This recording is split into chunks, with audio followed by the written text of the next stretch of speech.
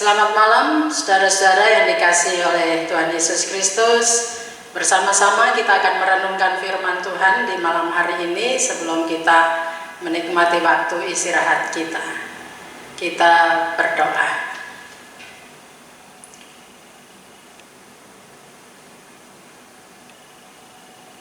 Kepadamu puji-pujian dan syukur karena Engkau Allah yang senantiasa menghidupi kami dengan segala kebutuhan yang kami perlukan. Engkau memelihara kami hingga sampai hari ini, dan kami diperkenankan Tuhan untuk menikmati kehidupan. Tuhan, kami akan merenungkan firman-Mu, kiranya Engkau menolong kami, menuntun kami, dan memberikan kepada kami kemampuan untuk dapat mengerti kehendak Tuhan di dalam firman yang akan kami baca dan renungkan. Bersabdalah ya Tuhan, anak-anak-Mu sedia mendengarkan firman-Mu. Amin.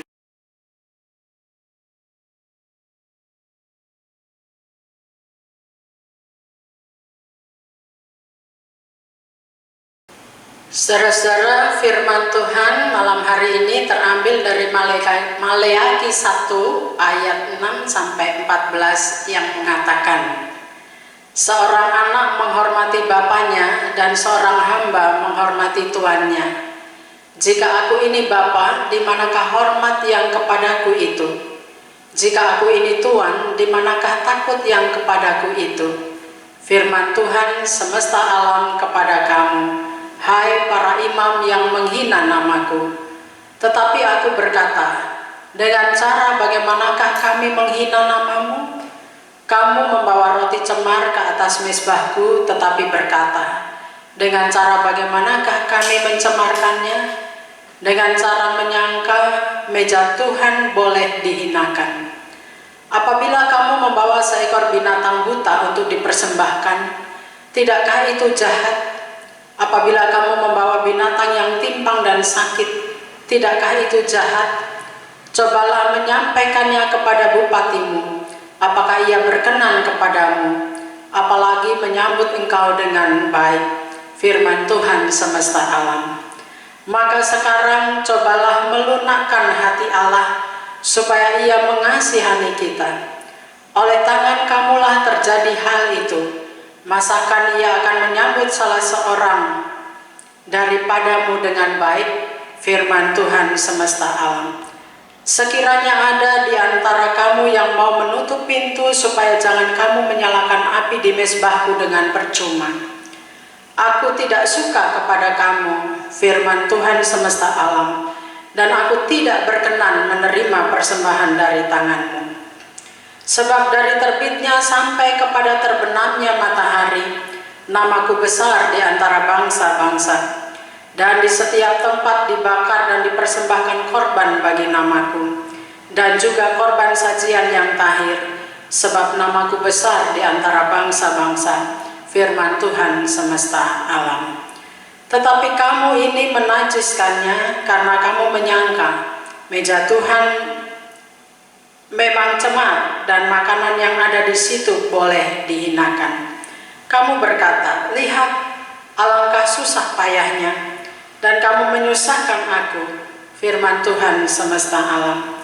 Kamu membawa binatang yang dirampas, binatang yang timpang, dan binatang yang sakit. Kamu membawanya sebagai persembahan. Akan berkenankah aku menerimanya dari tanganmu, firman Tuhan? Terkutuklah penipu yang mempunyai seekor binatang jantan di antara kawanan ternaknya, yang dinasarkannya, tetapi ia mempersembahkan binatang yang cacat kepada Tuhan. Sebab aku ini raja yang besar, firman Tuhan semesta alam, dan namaku ditakuti di antara bangsa-bangsa. Demikian saudara, firman Tuhan bagi kita sekalian. Saudara-saudara yang dikasihi oleh Tuhan Yesus Kristus, kitab Maleakhi masuk dalam golongan kitab nabi-nabi kecil yang ditujukan kepada umat Tuhan setelah Bait Allah dibangun kembali dan sebelum Nehemia melaksanakan reformasinya. Keadaan mereka waktu itu sangat sulit, penuh dengan penderitaan. Mereka berhadapan dengan tanah yang gersang, mengalami musim kemarau yang panjang, dan mereka mempertanyakan dalam keadaan yang demikian, apakah Tuhan masih mengasihi umatnya? Saudara-saudara, di tengah-tengah keadaan yang demikian, Maleaki menyatakan bahwa Tuhan mengasihi mereka. Jika kemudian mereka membandingkan diri mereka dengan bangsa Edom, maka Maleaki katakan bahwa keadaan Edom lebih buruk daripada keadaan mereka karena kasih Tuhan kepada mereka. Namun sikap umat Tuhan tidak mencerminkan sikapnya sebagai orang percaya. Kehidupan mereka menunjukkan kehidupan yang tidak menghormati Allah, tidak hidup takut akan Allah. Dan Tuhan marah terhadap umat Israel. Mengapa? Karena para imam, kehidupan mereka tidak sesuai dengan firman Allah. Para imam ditegur oleh Maleaki karena kehidupan mereka tidak menunjukkan sebagai seorang rohaniawan. Padahal imam itu adalah utusan Tuhan. Imam itu mengajarkan tentang firman Allah. Seperti yang tertulis di dalam pasal 2 ayat 7 yang menyatakan, sebab bibir seorang imam memelihara pengetahuan dan orang mencari pengajaran dari mulutnya, sebab dialah utusan Tuhan semesta alam. Imam memberikan pengetahuan dan memberikan pengajaran, namun kehidupan rohani mereka tidak menunjukkan sebagai seorang rohaniawan. Mereka telah melakukan kesalahan dan Maleaki menegur mereka. Apa kesalahan-kesalahan yang diperbuat oleh para imam? Yang pertama, saudara-saudara, mereka menghina Tuhan, bukan dengan kata-kata yang langsung diucapkan, melainkan melalui perbuatan mereka. Mereka memakai roti cemar atau mempersembahkan binatang yang binatang yang bercacat di atas mezbah. Binatang yang bercacat itu di dalam ayat 13 dikatakan adalah binatang yang buta, binatang yang timpang, binatang yang sakit, binatang yang dirampas. Binatang yang dirampas artinya adalah binatang yang diambil dari hasil kekerasan, binatang yang didapat dari hasil merampok, atau binatang yang sudah tercabik-cabik atau mengalami luka. Bahkan para penafsir yang lain menyatakan binatang itu atau domba atau kambing yang dirampas kembali oleh gembalanya dari binatang buas yang menerkamnya. Dan daripada binatang yang sudah tercabik-cabik itu dibuang, mereka persembahkan kepada Tuhan.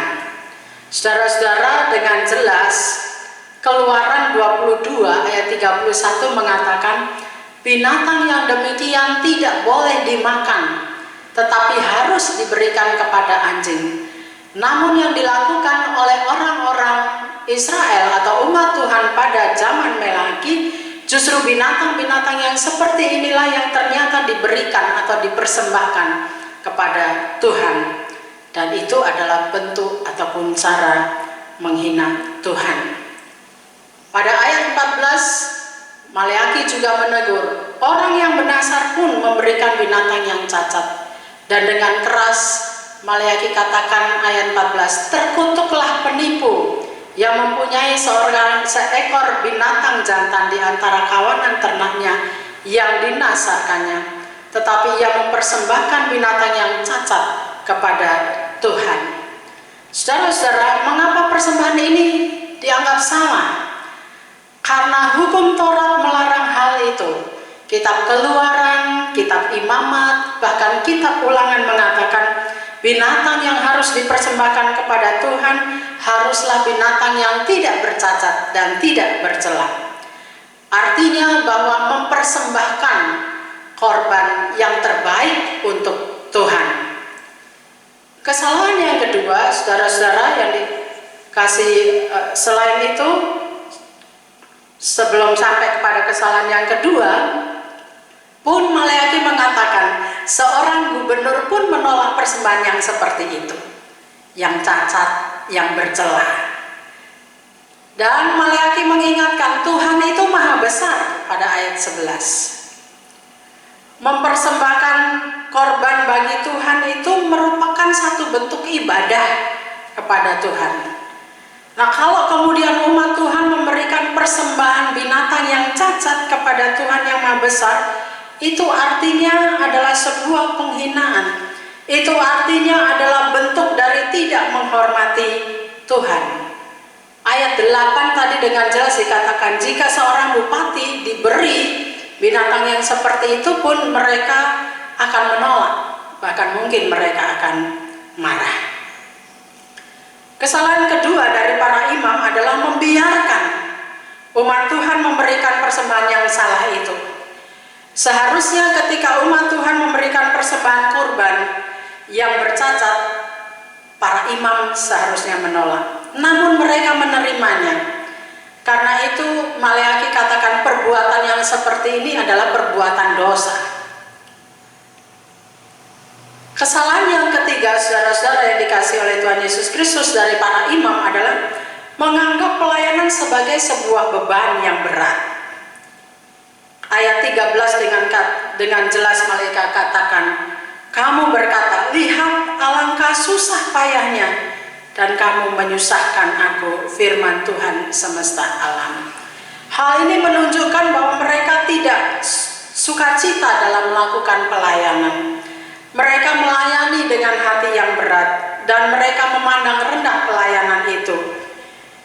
Dan mereka tidak sungguh-sungguh mengerjakan ataupun melakukan tugas pelayanannya. Akibat yang diterima apa Bapak Ibu dan saudara-saudara yang dikasih oleh Tuhan Yesus Kristus? Tuhan tidak berkenan. Ayat 10 katakan, sekiranya ada di antara kamu yang menutup pintu supaya jangan kamu menyalakan api di mezbahku dengan percuma, aku tidak suka kepada kamu, firman Tuhan semesta alam, dan aku tidak berkenan menerima persembahan dari tanganmu. Sangat keras Maleaki memperingatkan para imam dan umat Tuhan pada saat itu. Ketika mereka mempersembahkan hal-hal yang seperti itu, dengan jelas Tuhan katakan, aku tidak suka kepadamu. Ayat 10, aku tidak berkenan menerima persembahan dari tanganmu. Itu artinya bahwa Tuhan tidak memberkati persembahan yang demikian. Dan yang sangat penting dari firman Tuhan pada ayat 10 ini, lebih baik rumah Tuhan itu ditutup saja. Ini bahasa kasar. Tetapi Maleaki mengatakan, sekiranya ada dari antara kamu yang mau menutup pintu supaya jangan menyalakan api di mezbahku dengan percuma, lebih baik tutup saja. Ayat 10a, sekalipun mereka datang beribadah dan mempersembahkan korban Allah, Allah tidak menerima persembahan mereka karena persembahan mereka yang demikian. Bangsa-bangsa lain begitu sangat menghormati Tuhan, namun justru umat Tuhan tidak menghormati Tuhan. Umat Tuhan justru meremehkan Tuhan. Saudara-saudara yang dikasih oleh Tuhan Yesus Kristus, Maleaki pada ayat 6 dengan jelas menyatakan dua ilustrasi yang disampaikan. Seorang anak biasanya menghormati bapaknya, dan ilustrasi yang kedua, seorang hamba menghormati tuannya. Demikian Tuhan seharusnya dihormati oleh umatnya, terutama oleh para imam. Namun justru yang terjadi adalah sebaliknya, Tuhan dihinakan. Saudara-saudara yang dikasih oleh Tuhan Yesus Kristus, dari firman Tuhan ini, apa yang dapat kita pelajari? Ada 3 hal yang saya catat untuk kita renungkan dan refleksikan bersama-sama dalam kehidupan kita. Yang pertama, cara hidup umat Tuhan di zaman Maleaki menegur kita dan menolong kita untuk berefleksi diri. Mari kita memeriksa diri kita, saudara-saudara. Apakah pelayanan yang kita berikan sungguh-sungguh sudah berkenan di hadapan Tuhan? Baik kita sebagai presbiter, sebagai pengurus pelkat, sebagai komisi, apakah kita sudah sungguh-sungguh memberikan yang berkenan di hadapan Tuhan dalam pelayanan kita. Karena kehidupan rohani seorang pelayan memengaruhi kehidupan rohani umat yang dilayani. Bukan hanya pandai mengajar, tetapi juga harus pandai berbuat. Pertumbuhan rohani seorang pelayan memengaruhi pertumbuhan rohani umat yang dilayani. Dan sudahkah kita sungguh-sungguh menghayati atau melayani dengan sukacita sebagai sebuah persembahan yang terbaik untuk Tuhan? Yang kedua, saudara-saudara yang dikasihi oleh Tuhan Yesus Kristus, persembahan yang dikehendaki oleh Tuhan adalah persembahan yang tidak bercacat dan tidak bercela. Contoh yang paling gampang yang bisa kita refleksikan dalam kehidupan kita, jika di dompet ada uang dengan nominal yang sama dan kita harus memberikan persembahan. Di dalam dompet itu ada uang yang nominal sama dengan yang baru, yang masih baru, dan yang satu sudah lusuh, sudah kumal. Nah, yang manakah yang kita pilih untuk kita masukkan atau kita berikan untuk persembahan kepada Tuhan? Yang baru atau yang lusuh? Contoh yang lain, saudara-saudara, tentang waktu. Sudahkah kita memberikan waktu atau menyediakan waktu kita untuk Tuhan?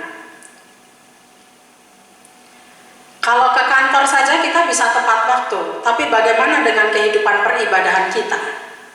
Apakah kita bisa tepat waktu? Waktu itu adalah anugerah Tuhan.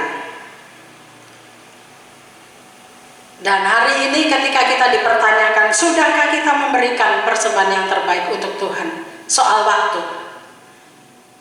Sudahkah kita memberikan waktu kita untuk bersekutu dengan Tuhan?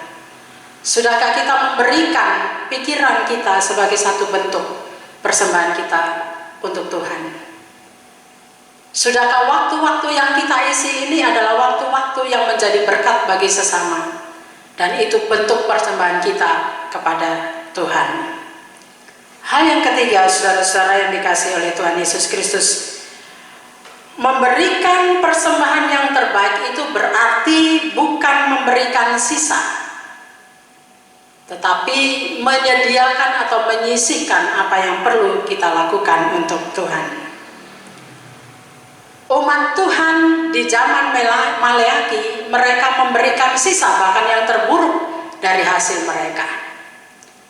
Mereka memberikan binatang yang terluka, tercabik-cabik, yang hasil rampasan, dan sebagainya. Justru yang baik mereka simpan untuk diri mereka sendiri. Ketika kita juga melakukan hal yang sama, memberikan persembahan yang kepada Tuhan itu dari sisa, maka itu berarti bahwa kita adalah orang percaya yang tidak menghormati Tuhan. Orang yang tidak menghormati Tuhan biasanya karena dalam dirinya tidak ada kesadaran akan kebesaran Tuhan. Saudara-saudara, sisa-sisa cara hidup seperti ini merupakan bentuk menghina Tuhan.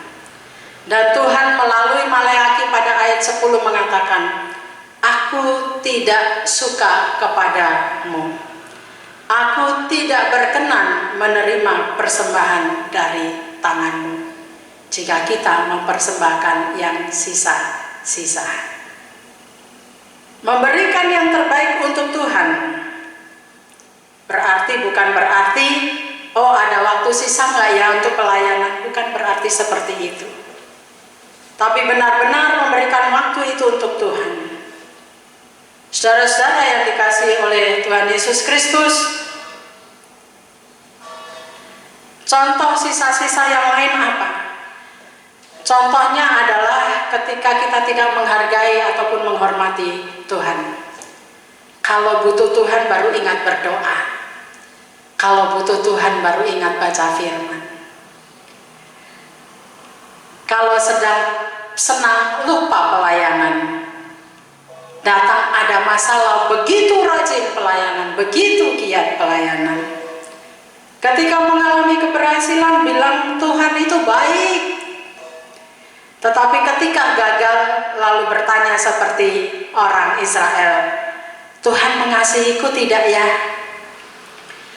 Saudara-saudara, untuk Tuhan itu bukan memberikan yang sisa-sisa, tetapi memberikan yang terbaik untuk Tuhan. Mari saudara-saudara, kita mempersembahkan yang terbaik untuk Tuhan. Umat Tuhan di zaman Maleaki merupakan contoh. Ketika umat Tuhan yang seperti itu berlaku dan bertingkah laku seperti itu, Tuhan marah.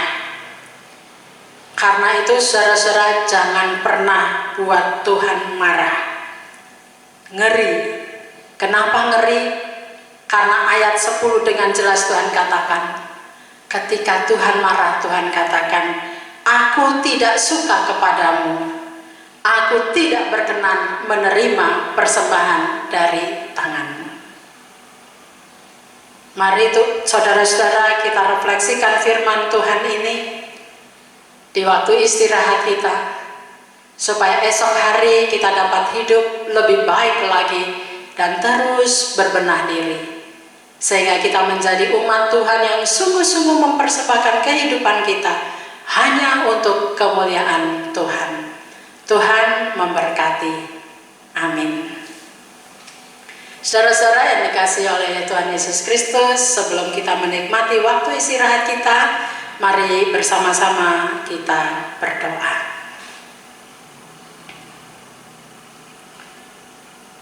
Kami menyatakan syukur dan terima kasih kami di hadapan-Mu malam hari ini, karena Engkau telah menegur kami dan memperingatkan kami, agar kami merefleksi kehidupan kami kembali. Apakah hidup kami sungguh-sungguh kami persembahkan untuk Tuhan, dimanapun kami berada, baik ketika kami bekerja, baik ketika kami berjumpa dengan banyak orang, baik ketika kami melayani, baik ketika kami berada di jalan. Kami mohon kasih sayang Tuhan menaungi kami, supaya malam hari ini menjadi bagian yang menolong kami untuk merefleksi kembali kehidupan kami. Tolong kami Tuhan, bimbing kami dan beri kami hikmat, agar kami tetap menjaga kekudusan hidup kami sebagai umat-Mu, dan mempersembahkan hidup kami untuk pujian dan kemuliaan nama-Mu. Kami akan menikmati waktu istirahat kami Tuhan. Tuhan, kiranya Engkau menjagai kami, dan biarlah di waktu istirahat ini kami senantiasa dapat menikmati berkat-berkat-Mu yang tercurah atas kami. Jadikan kami anak-anak-Mu yang senantiasa menjaga kehidupan yang berkualitas sebagai orang yang percaya kepada-Mu. Dan Tuhan, biarlah kasih sayang-Mu menaungi kami. Terima kasih Tuhan, ini doa dan syukur kami di hadapan-Mu. Biarlah jadi menurut kehendak-Mu, bukan kehendak kami. Dalam nama Yesus Kristus kami berdoa. Amin. Saudara-saudara, selamat malam, selamat beristirahat, tetap semangat, dan terus bersukacita di dalam Tuhan. Tuhan memberkati.